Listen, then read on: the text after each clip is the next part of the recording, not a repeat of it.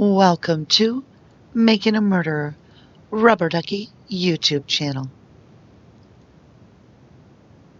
Thank you guys for joining me again for our daily MaM reading.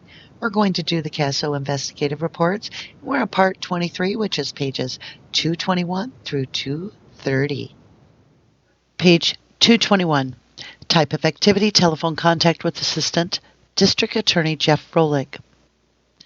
Date of activity 11/10/05. Reporting officer investigator John Dietering. Documents generated none. On Thursday 11/10/05 at 17:46 hours, I Dietering did receive a telephone call from Assistant District Attorney Froelich regarding this matter. He stated a subject named Irvin Koenig was on one of the television stations indicating he had seen Teresa's unlit vehicle in a turnaround on State Highway 147 east of I-43 on Thursday morning 11:03:05. I was unable to locate any information on Mr. Koenig at the time of this dictation.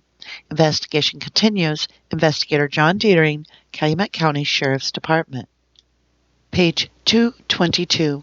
Type of activity, contact with Julie Statler. Date of activity 11/10/05. Reporting officer investigator John Dietering. Documents generated none. On Thursday 11/10/05 at 17:54 hours, I Dietering did place a telephone call to Julie Statler. Julie indicated she and her husband were at Menards on the evening of 11:03:05 at approximately 20:10 hours. She stated at that time she observed a person recognized as Steven Avery in the checkout line closest to the building supplies. She indicated she recognized Steve Avery and thought he may have been with his brother, Charles Avery. She observed them purchasing a chop saw. She stated her husband was with her and he also believed this was a chop saw. Julie indicated her husband is a 24-hour firefighter and I could contact him regarding the information. I then followed by placing a phone call to Menards in Manitowoc. I spoke with Ryan J. Zimmerman, who is the security person on second shift. He indicated that they do have registers videotaped in a regular tape player, and he stated the tape would need to go to Eau Claire to be formatted. He stated he would check the tapes for me to ensure that the tape for 11:03:05 was present. Zimmerman subsequently advised me the tape for 11:03:05 was gone and it may have been already provided to law enforcement. Page 223. I was advised subsequently that receipts for the Averys were checked and the purchase for 11:03:05 was not a chop saw but was a planer. Investigation continues. Investigator John Dietering, Calumet County Sheriff's Department.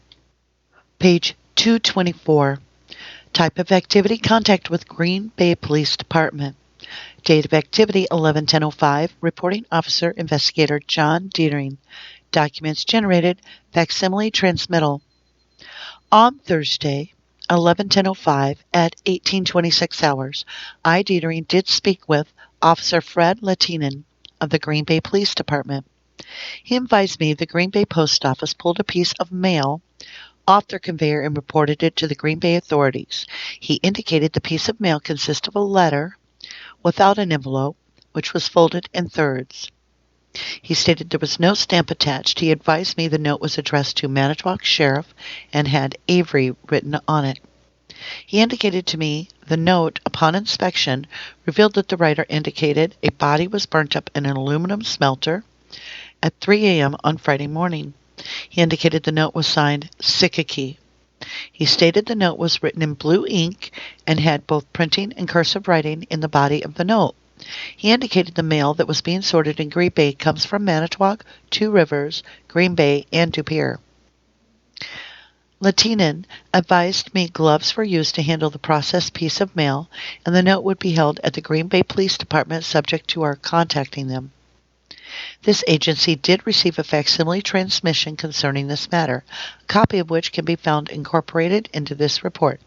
Investigation continues. Investigator John Dietering, Calumet County Sheriff's Department. Page 225. Type of activity, contact with Michael T. Cuddick. Date of activity 11/10/05. Reporting officer investigator John Dietering. Documents generated none. On Thursday, 11/10/05 at 1846 hours, I, Dietering, in response to a lead follow-up, did contact the following individual regarding this matter: Michael T. Cuddick. Cuddick indicated someone he is familiar with had spotted Steven Avery on a payphone at Renee's Supper Club on County Highway S in the town of Stephenson near the Twin Bridge area on Monday, 11/07/05. Cuddick indicated he had gotten this information from a friend of his who does not at this time wish to get involved. Cuddick indicated he would be in contact with the individual who had actually witnessed this and would contact me to let me know if the individual wished to speak with law enforcement or not. Cuddick indicated to the best of his knowledge Mr. Avery was on the payphone for about 1 hour between the hours of 19:30 and 20:30. Investigation continues. Investigator John Dietering, Calumet County Sheriff's Department. Page 226. Type of activity, supplemental report, date of activity 11/11/05. Reporting officer Deputy Jeremy Hawkins. On 11/11/05, DCI agents Mike Rind and Rod Pibito came to the Calumet County Sheriff's Department to go through 5 barrels. They went through barrel mark number 4 and retrieved a red cut-off shirt, which was handed to me to be placed into evidence. In a burn barrel without any markings, Mike Rind and Rod Pibito retrieved an unknown burnt cloth, which I placed into evidence. Mike Rind and Rod Pibito also recovered a bone, which was not suspected to be of human origin. I placed the bone into evidence. After DCI agent Rind and Pibito were finished with the barrel with no markings and barrel mark number 4, they went back to the crime scene. I received a phone call from Investigator Weger asking me to gather the following items out of evidence to be transported to the Wisconsin State Crime Lab in Madison. Property tag number 8490, swabs of saliva from Steven A. Avery. Property tag 8466, FBI fingerprint card from Charles Avery. Property tag 8467, left palm print from Charles Avery. Property tag 8468, right palm print from Charles Avery. Property tag 8461, FBI fingerprint card from Earl Avery. Property tag number 8462, left palm print of Earl Avery. Property tag 8463, right palm print of Earl Avery. Property tag 8470, FBI fingerprint card from Bobby Dassey. Property tag 8471, left palm print of Bobby Dassey. Property tag number 8472, right palm print of Bobby Dassey. The items and transmittal letter and a cover letter were given to Colonel Chris Windorf of the Calumet County Sheriff's Department to be transported to the Wisconsin State Crime Lab in Madison. Colonel Windorf signed for the items that were released to him. Deputy Jeremy Hawkins, Calumet County Sheriff's Department. Page 227. Type of activity, supplemental report, date of activity 11/11/05, reporting officer Deputy Rick Reamer. On Friday, 11/11/05, I, Deputy Rick Reamer, Unit 832 of the Calumet County Sheriff's Department, began my duties with assisting in an excavation of the mound where the burn pit was located. I did locate several suspected burn bone fragments from the burn pit area as excavation was being done. The excavation was accomplished by the use of 2 skid steer loaders. The following items were recovered during the excavation and search of the mound area behind the red garage. Property tag number 7946, commingled metal with battery jumper cable and a dog leash, which was south of the fire pit, collected at 0844 hours. Property tag number 7947, burnt material south of the fire pit, collected at 0850 hours. Property tag number 7948, burnt material south of the fire pit, collected at 0857 hours. Property tag number 7949, frame from a car seat south of the fire pit, collected at 0854 hours. Property tag number 7950, commingled wire and metal south of the fire pit, collected at 0856 hours. Property tag number 7951, plastic jug with an unknown substance in it south of the fire pit, collected at 0900 hours. Property tag number 7952, oily substance from property tag number 7951, collected at 0902 hours. Property tag number 7953. Various clothing items behind the light blue house near the burn pit collected at 1430 hours. Property tag number 7954. Burnt material below the berm, southeast from the red garage, collected at 1501 hours. Property tag number 7955. Bone fragments from the area behind the red garage, collected at 1557 hours. Property tag number 7959. Blanket from the doghouse behind the red garage, collected at 1610 hours. Property tag number 7957. A plastic pail with dog food in the doghouse behind the red garage, collected at 1614 hours. Property tag number 7956. A blanket from the doghouse behind the red garage, collected at 1606 hours. These items were turned over to the evidence custodian on 11/12/05. Page 228. Deputy Rick Reamer, Calumet County Sheriff's Department. Page 229. Type of activity: transport of Toyota RAV4 and Pontiac Grand Am from State Crime Lab to safekeeping. Citizen contact: Lucy A. Meyer, female, white, Wisconsin State Crime Lab. Sue E. Gitchell, Wisconsin State Crime Lab. Brian D. Rohrig, male, white, employees of Scott's Towing. Daniel J. Bangart, male, white, owner and operator of Dan's Towing. Date of activity 11/11/05. Reporting officer Colonel Chris Windorf. On 11/11/05 at 1000 hours, I, Corporal Chris Windorf of the Calumet County Sheriff's Department, was asked to report to the Sheriff's Department for a scheduled trip to Madison to retrieve 2 vehicles with tow units. Page 230. At 10:45 hours on same day, Lieutenant John Brines of the Calumet County Sheriff's Department and I did leave from the Chilton area en route with Scott's Towing flatbed operated by Brian Rohrig and Dan's Towing's flatbed operated by Dan Bangart. At 1300 hours, we did arrive at the Wisconsin State Crime Lab on University Avenue in Madison, Wisconsin, and did take possession of the blue 4-door Toyota RAV4 vehicle with the VIN of JT3HP10V5X7113044 and a 1993 Pontiac Grand Am with the VIN of 1G2NW14N9PC726145. This evidence was collected from Lucy A. Meyer, a Wisconsin State Crime Lab technician, at 1300 hours. Also given to me was the hood of a Rambler vehicle. The 2 vehicles were loaded on the flatbed tow trucks. The Toyota RAV4 was loaded on the Scott's Towing flatbed, along with the hood of the Rambler strapped to the flatbed underneath the Toyota RAV4. The Pontiac Grand Am was loaded onto the Dan's Towing flatbed unit. Also given to me by Meyer was a key the Wisconsin State Crime Lab had made in order to enter the Toyota RAV4 vehicle, as the original vehicle key had not been located at the time they had received the vehicle. Also, while at the Wisconsin State Crime Lab, I had delivered an envelope addressed to the Wisconsin State Crime Lab that had been given to me by Deputy Hawkins that did contain evidence with a buccal swab from Steven Avery in a palm and print cards from Charles Avery, Earl Avery, and Bobby Dassey. This evidence package was turned over to Sue E. Gitchell of the Wisconsin State Crime Lab and taken by her at 1323 hours on same date. Gitchell did give me a receipt of physical evidence form, which will be submitted to the Deputy Hawkins, the evidence custodian. At 1330 hours, we did depart from the Wisconsin State Crime Lab in Madison en route to Chilton storage units.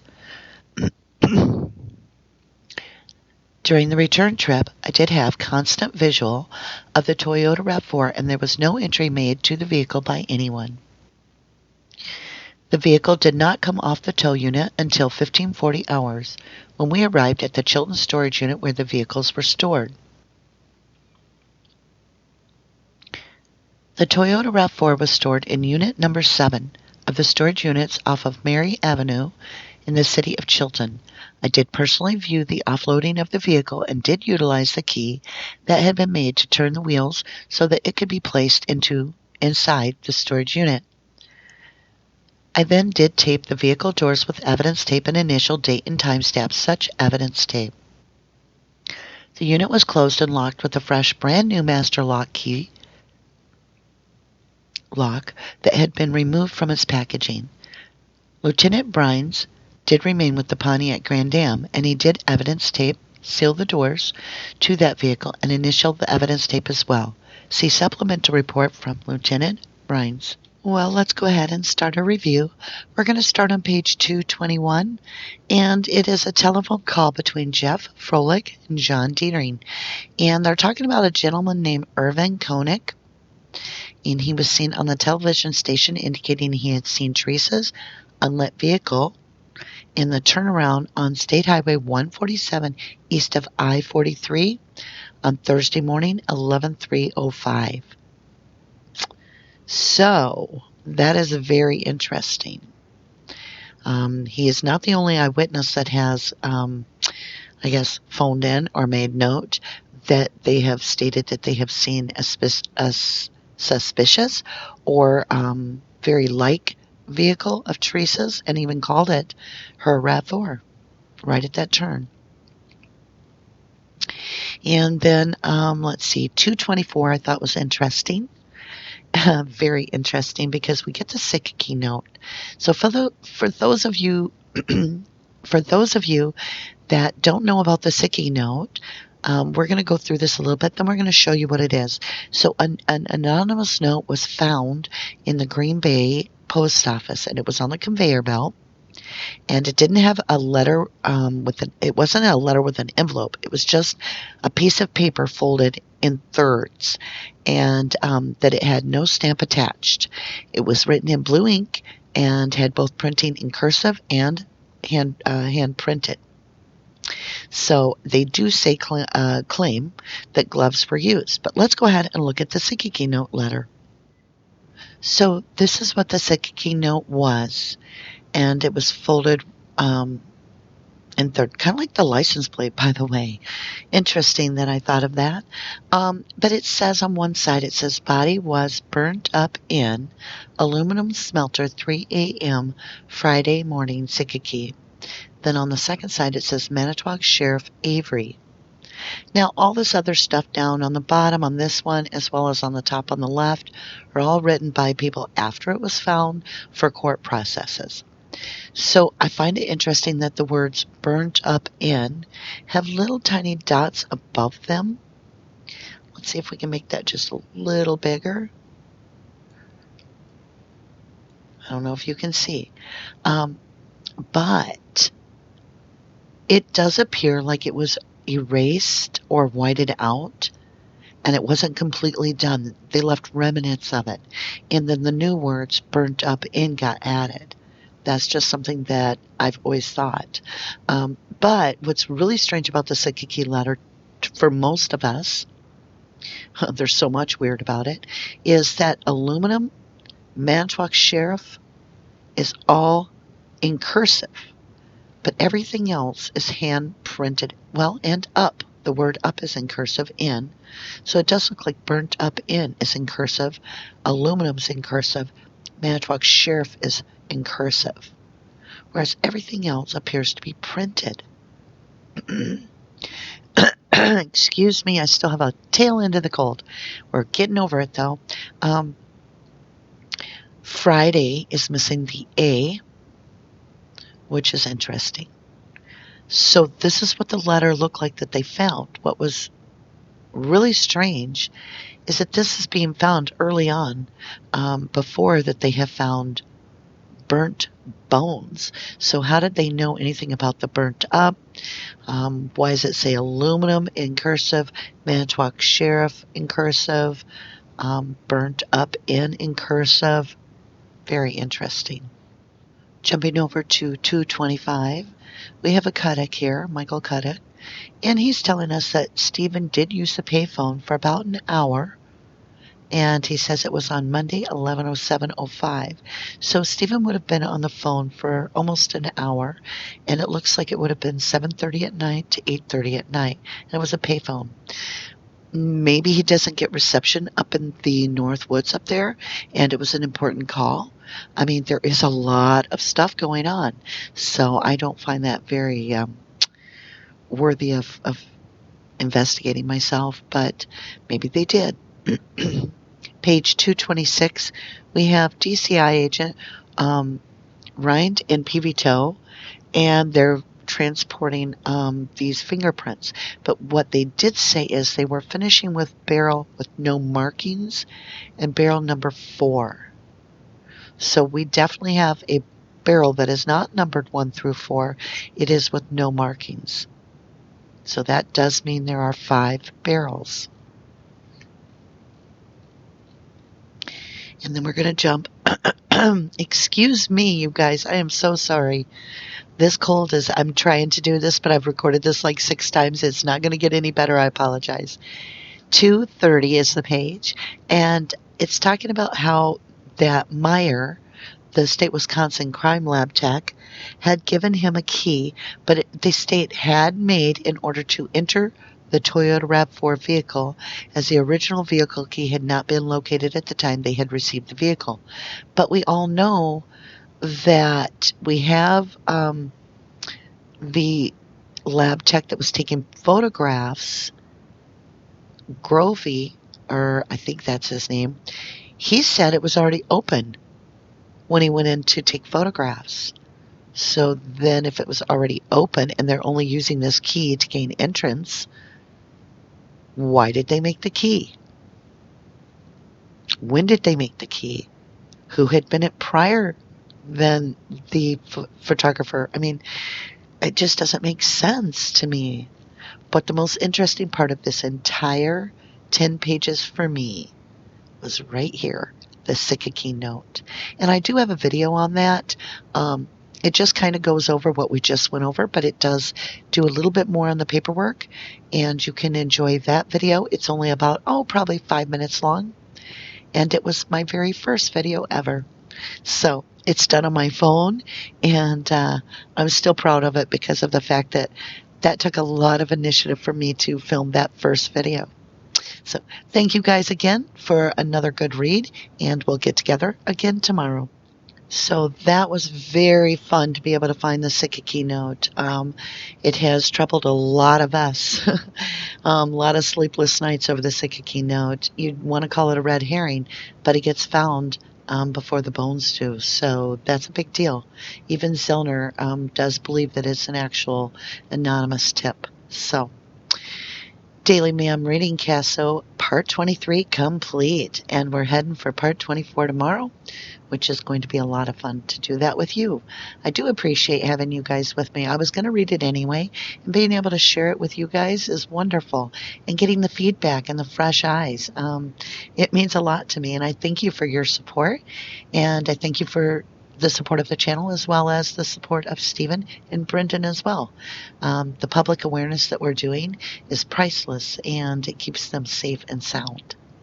So with that, you guys, I think it's time. If you didn't do the crime, you shouldn't do the time. Thank you, and have a lovely evening.